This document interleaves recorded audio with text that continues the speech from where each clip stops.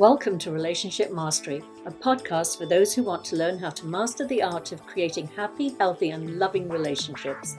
Please join me, Adey-Jones, and my co-host, Barry Selby, each Tuesday at 1 p.m. Pacific for a lively and informative conversation on everything to do with relationships. Hi, Barry.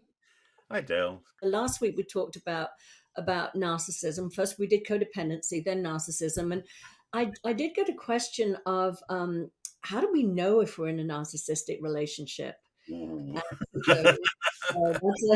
That's a good one. Let's get ready for this one. It's going to be quite a good conversation. Yeah, exactly. So I thought we'd just do an overview of a few of the classic traits that you'll see in a narcissistic relationship. And of course, later down the road, we'll dive into each one a little more. But let's just give an overview for this week. So, as this is my my specialty, because you were lucky enough not to be in a narcissistic relationship.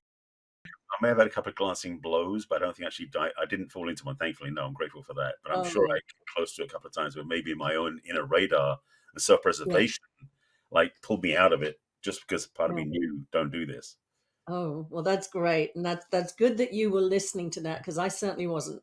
No, So one of the classic things that I hear is, but they were wonderful in the beginning. I didn't see any of the signs, and that's for a reason. And that's what we call the love bombing phase of the relationship. And that's when they really want to sort of, capture you and seduce you. And so they move very, very fast, and they're perfect, and they're wonderful, and they're paying attention to every one of your needs. So that's a very classic initial encounter. As I said, they're very charming, very seductive, so that plays into all of that. And then there's I don't, should we go a little deep in this now, or do we go through the sort of I thought that too, because the thing is, in normal relationships, the initial courting phase can feel borderline love bombing, because that's the challenge, because oftentimes the narcissist plays along with the general way people are, thinking, okay, if I just act like this, they won't realize that I'm a narcissist, sort of thing. And so for many people, the initial relationship, the romance, the excitement, the chemistry, and the exuberance is so overwhelming. It's almost like being on champagne. You get so high so quickly. It's like, you take a few sips and you're buzzing, versus a slower drink like wine. I don't know if that's come up as an analogy, but anyway. So the thing is that the euphoria happens when you fall in love that first time with somebody. You can sometimes not realize it may be love bombing. So to tell that apart, first of all, I recommend to all my clients is take your dating with pace yourself, because the thing is, the love bombers, they want to get it fixed now, get you in, basically capture you in their embrace of love and lock you into their world of illusion almost. We'll get to that in a moment. But they want it quickly. So the thing is, if you're with somebody and you want to make sure they're not that, you really want to pace yourself and not commit too early, sort of thing. Not saying to be so slow, but reality is, in dating, I say this anyway, regardless of narcissistic tendencies, people need to really get to know the person they're dating before they get too far in, because they might discover this person's got preferences, habits, choices, baggage that you don't want to deal with. Yeah. So the same thing's true with narcissism, essentially. You want to take your time, because the narcissist oftentimes, I suspect, will move on quicker if they feel like they won't get what they want from you immediately. If that's 100%. True. And the thing is, and this is, if you have a fragile ego, and like I had low self-esteem, I was so flattered by that absolute worship of, oh my God, you're the best person I've ever, met. I love you. I've been looking for you all my life. I was seduced by that because I had such low self-esteem when I was younger. But now, if I'm in a very happy relationship and have been for 13 years. But if I was single and I met somebody that came on to me that strongly, I'd run a mile. I would know that they were moving too fast, that they were projecting on me. They couldn't possibly know me to love me. They hadn't even got to know me yet. So these are big warning signs. I was in a relationship once where I had an engagement ring on my finger within a month, and it was, and I felt like I was, and again, red flag, major red. But back then, it was like, oh my God, I'm so special.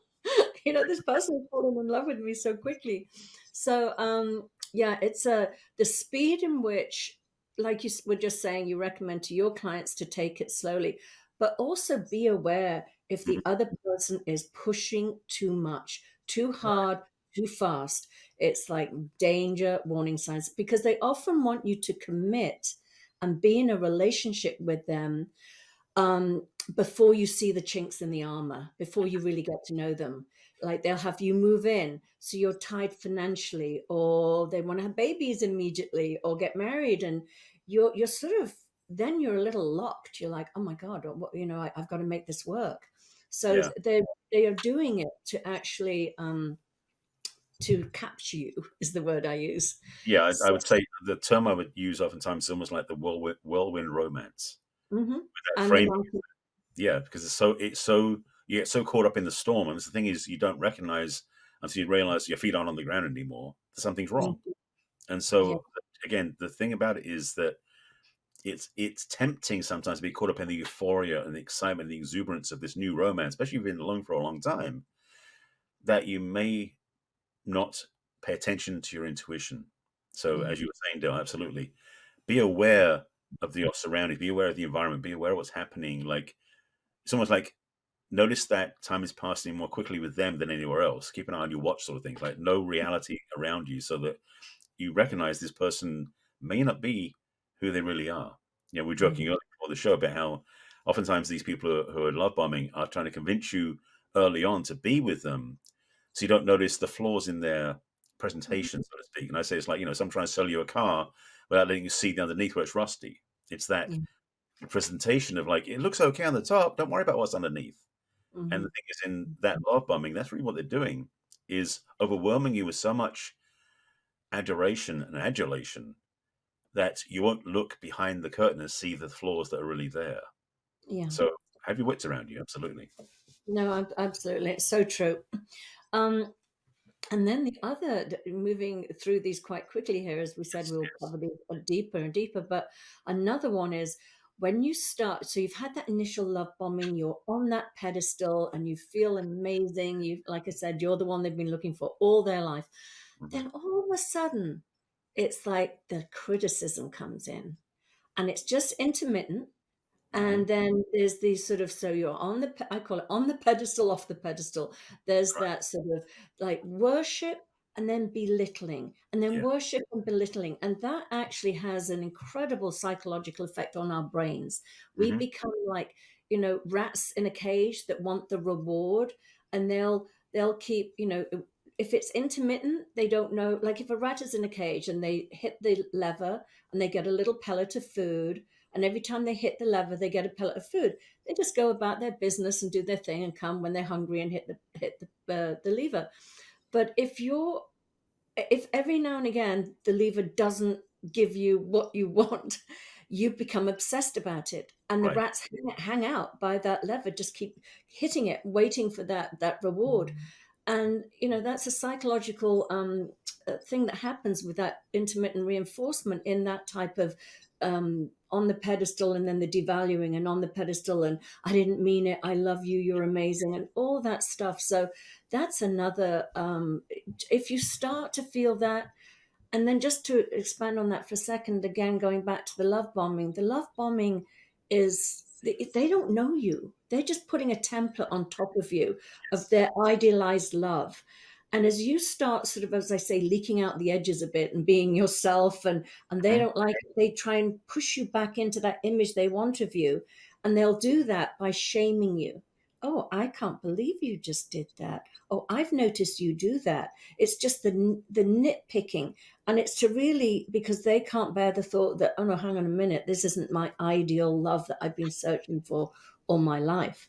So that'll start happening. Usually, you'll start seeing that. And again, as I said, these are extremes. We know that this can happen in any relationship, but these are the extreme ones where you really feel like, whoa, where did that attack come from? Because there's often an energy. It's not just a mildly, oh, like it, I don't like it when you do that. There's a real devaluing that happens. Yeah.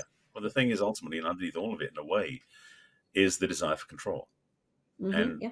narcissists, reward, so to speak, is by having control over somebody else that can make them feel better. That's the simplistic way of putting it. So if you, as the target, I want to say victim, but you're the target of their I was going to say affection, affliction, the target of their way of being. When you don't match what they're looking for, and especially if they invested any sort of time with you, it's not their mistake and they go looking somewhere else. It's your mistake for getting out of shape, and they'll basically be punitive with you to the degree of making you feel bad, feel wrong, feel like you made a mistake. So then you start stepping back into the alignment of what they think you should be like. And what ends up happening, you become contorting or be a contortionist to fit their vision of you versus your own truth for yourself, which is why, again, I have a big issue with this, because anybody who's in love or in a healthy relationship should, in quotes, heavyweight should, ought to be respectful of the person they're with, not try to change them into something else. The whole Mm. thing is you don't, first of all, relationship 101, you don't want to date a fixer upper. Yeah. Well, in the narcissistic relationship, they're more like a fixer downer.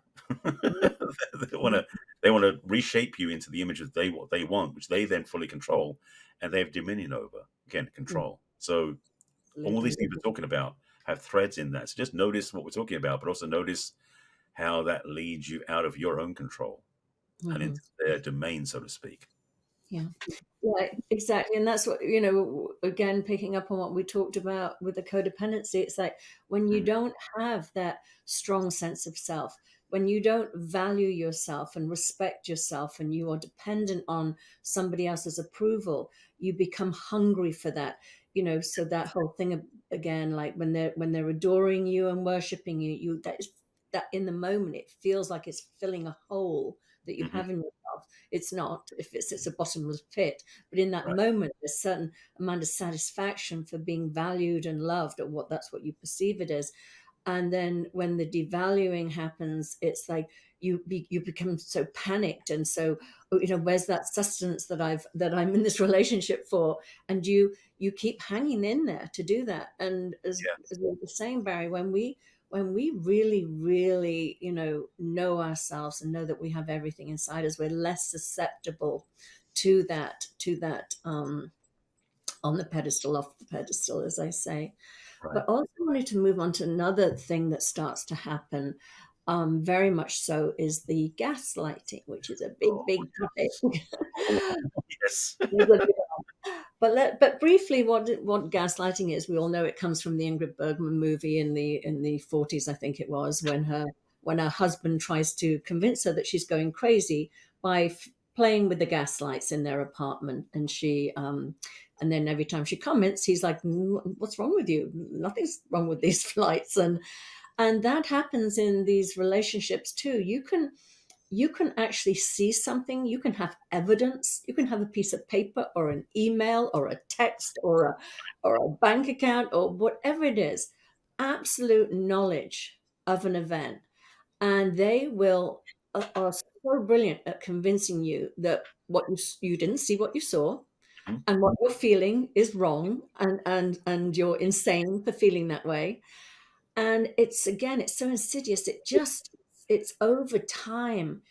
And because you don't have that incredible deep sense of self, you end up doubting your own reality, and you end up believing them. And often, denial is helpful in some situations, in the sense of the reality of of a devastating event can be too much for us to take, and denial is a natural defense system that we're born with. But we slowly let the truth in as we can cope with it. But in gaslighting, we don't do that. We end up completely just negating our own feelings, our own intuition, and we just end up going, okay, I must be crazy, which is, to me, probably one of the most painful things being in a narcissistic relationship. There's one thing when you don't trust other people, but when you don't trust yourself, that to me is devastating. Absolutely. And I mean, beautifully said, by the way. And yes, that is based on the movie. I think it's 1946, 1947. It was after the Second World War when the movie came out. And if you haven't watched the movie, I recommend it because it's it may not have anything to do with you personally when you watch it, but you start to feel the resonant themes of like, oh, I've been there, or I've experienced that before. Because again, back to control. The idea being is that the narcissist will want you to doubt your own beliefs so that their beliefs will be stronger than yours, which gives them control over how you feel. It sounds simple when I say it that way, but the masterful, yes, the masterful manipulation that they use to chip away at your perception of reality, internal and external, is an incredible and well honed craft they have that perpetuates their experience of having control over their partner. Like almost, I mean, I was going to say this one, it's almost like a vampire with their victim. It's because they Mhm. want to, they're actually, in a way, sucking the life energy out of you, sucking the very essence of your being out of you because you don't believe in yourself anymore because you've been convinced otherwise by their um, subtle and overt um, protestations of what's real, what's not. So that you Mhm. end up having to believe every word they say and none of your own, which is what puts them in the perfect position to control you. And that's how the predatory nature of the narcissist really works. Because if you have volition and freedom in the relationship, they don't win. Mhm. Yeah. That's a key, by the way, to get out. But the thing is, that's the trap. And so gaslighting, especially, is has been used. I mean, it's in the DSM-5 Mhm. because it is a psychological dysfunction. That I mean, it's called gaslighting because the movie was what the first depiction of it. But I want to say this about this process is it is a psychological warfare that will destroy your own self-esteem, your own self-regard, and your own way of believing in yourself. So that if you do in fact survive the relationship after that point, you really want to get some help to rebuild yourself back up again. Because it's not like, okay, I'm free of that, thank God. It's like, no, you end up with the scars and the wounds afterwards, even if you do escape the relationship. Mhm. That can be really harrowing. So gaslighting is not something taken lightly. We use the term flippantly sometimes in society. But true gaslighting is a destructive psychological process that a narcissist uses to demoralize and diminish their partner. Yeah. So if you're on the receiving end of that, get help. Yeah. 100%. I mean, that's like I said, that's something I encounter with a lot of people that I work with. They come out of these relationships swearing never, ever, ever to be in another relationship. And it's again, it's because they doubt their ability to spot a narcissist. They Right. doubt their ability or their strength to walk away if the signs start to develop. And yes, it's they are, it is a devastating. I mean, I always say we're meant to, we're created, we're made of love, and we're meant to share that love. We are, human beings love to connect with each other and be in loving and exchanging relationships. So when I see people closed off to any love after being in one of these relationships, it's the saddest thing to me. And Yeah. but I get it. I was there too. I ended mine going, I don't trust myself, so I'm not going to be in a relationship until I did enough work on myself. And thankfully, I'm in a wonderful relationship now. Right. But the other one, you just brought it up too, and yeah, we have to. The whole thing is about domination in the relationship, maintaining control, and that can be done in a lot of different ways. Sometimes it really is, separating you from your family and your friends. So they're the most important person in your life. You have no one else to sort of go to. That can happen in extreme cases. Hmm. And also the bullying and the dominating and verbal abuse and psychological abuse that can happen to keep you trapped and feeling small and feeling helpless in that relationship. Yeah. And it was interesting when I used to do a different podcast, I interviewed a woman who'd been part of a cult. And, as she was sharing her story, it was, it was like, that's being in a cult is like being in a narcissistic relationship.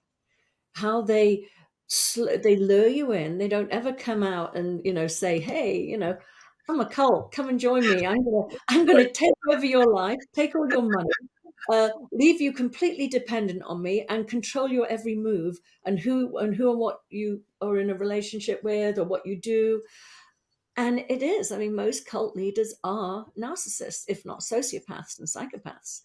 But it is the same thing on a smaller scale in an intimate relationship, that complete domination and control that they're seeking, and Yeah, all the psychological tools they use to achieve that. absolutely. And you know, I'll say, doesn't it look lovely to be in a relationship like this? I mean, the thing is, we're painting a dark picture because the thing is, most people who are victims of narcissists don't recognize it's that toxic until way too late. So I think what I feel like what we're attempting to do here is give you a brief um, brushstroke version, quick brushstroke version of a brushstroke expression of what it feels like to be in that relationship. So when you meet somebody, you walk in with everything we've said up to this point as check marks. You want to make sure you verify before you step in. The Yeah. challenge with this, as we said at the beginning, with the love bombing, is the seduction, which is what it is so overwhelming that you don't even think to yourself, "There's something wrong here," and Yeah. that is that internal governance again, as we said, from that always the gaslighting of basically not even trusting yourself anymore is Mhm. is how you end up being a victim of that. So anybody watching this or listening to this on the podcast who is wondering about that with somebody they just met, the list we've given you is a good starting point because each one of these pieces, and again, control manipulation are really the underlying strengths that the narcissist lives on, or the juice they like to extract, so to speak, are things that they will maybe even hint at without realizing at the beginning. So when you're dating somebody, especially if you go through the online dating scene, you don't know the person through a friend or something else, is be aware. Mhm. Like test and verify, so to speak. Like when you go out on dates and you go meet somebody, they might be the right one, but don't go in assuming that before you get to know them because you never know. This Exactly. we're talking about here. I mean, and obviously this is true of any sort of spectrum of relationship paradigms of good, bad, and indifferent. But then the narcissistic spectrum and the paradigm that comes from, and yes, even worse if you go to sociopaths and beyond that, the psychopathic behaviors, which is the spectrum, so to speak. Understanding that there are people out there who don't know how to love in a healthy way. It's not your job to fix them. It's not your job to do anything with them. In fact, it's your job to get away from them most of the time. So be, I'm going to say this, be in high regard for yourself so that you don't choose relationship unless you really choose it from the highest place possible. Mhm. Yeah, and one other thing I did want to add to that too is, you know, it's it's never all bad. It just isn't. If it was all bad, we would get out. It's Right. those moments of incredible highs of feeling so, loved, that you hang in there because you're waiting for those moments again, and they do come. And Mhm. that's what literally drives us crazy. That's why it's hard to pull away, because Right. it's intermittent again. It's like it's not all bad. If it was all bad, we'd be out of there. But the way it's like a cat and mouse being toyed with. They know how far to push, and when they've gone too far, and you're sort of basically flat out on the floor, all the stuffing knocked out of you emotionally, they know how to come back in and pick you up and woo you back in. I'm so sorry, I didn't mean that. I would never, I love you so much. And that's what just keeps people staying, because they want that high again. It's like a drug, and it is a drug. I mean, we can go into that further. The actual neurochemical cocktail that is produced, the oxycontin, oxycontin. Oh my goodness, I can't believe I just said that. Say what? Um, exactly. Oh my gosh, I've blanked there on the name of it, but it's that bonding hormone that when women have babies, I'm blanking right now, but that's fine.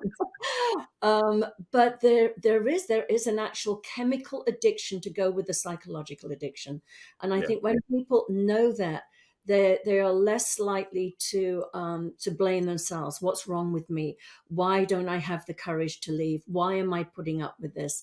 And I think when you really understand that there's so much that goes into play, as we said, unhealed trauma from your past, this psychological brainwashing that's going on, plus the chemical addiction that's going on, it's easy to see and be compassionate with ourselves and say, okay, now I see it, now I understand it, and now I see the red flags. I'm less likely to get sucked into a relationship like Right. that. So Oxytocin. oxytocin, thank you. I knew I got the oxy bit right. So, Well, there's other ones as well. There's the whole little cocktail. I say it's like going into a bar. Not what were those actually, drinks? just to underline that for a second, Yeah. I was into an interview a few weeks ago now on the radio about this, about how they've proven that oxytocin is not the love hormone. There Hmm. actually are other parts of our system, not just not just hormones, but other parts of our system that will support romantic, what's what I'm looking for? Partnership, energetic. That basically, because they've done it with they tested rats, where basically they took the oxytocin producing part of that they turned it off, Yes. and they still would pair up, and they would still have relationships. They would still have those things happen. So it is not the only thing. So Oh, just for that, no. yeah. So there's They same have with some there's about six different right, uh, um, different elements to that. Exactly. I said it's like one of those. What is it? Long Island iced teas that's made up of all those different liquids, something like that. It's a whole cocktail that you. so it's the love potion made from an iced tea. Yeah, exactly. A metaphor, yeah. No, So, so I want to finish. One thing I want to say though, there's so much. I mean, we're just getting started. I mean, this is only what episode 5, I think, of our podcast, and we've gone in deep already. But just to stay tuned, because we have a lot more things to talk about in different areas of relationship. But one of the things I want to make sure you get all the way through this is that for me, this work is profound and powerful. One thing we're going to talk about in future episodes is also about how we inherit these patterns and how we start to look at those signs and not realize they're bad because we're something we were trained in them when we were very young. So we'll get to that one later episode. But the other thing I'll say also is in relationship, I think I've said this before in other previous episodes, it's the relationship with yourself that always comes first. And if you're in a relationship with somebody who tends to dismiss that and think it's all about them, regardless if they're a narcissist or not, is not a healthy relationship.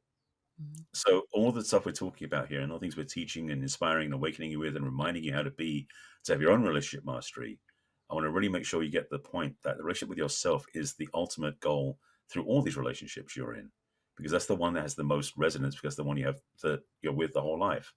So this journey as well with narcissistic partners is, how do you get out of that? How do you get back to yourself? How do you get back to the healthy relationship with yourself? Because that's the last thing that you end up having with them.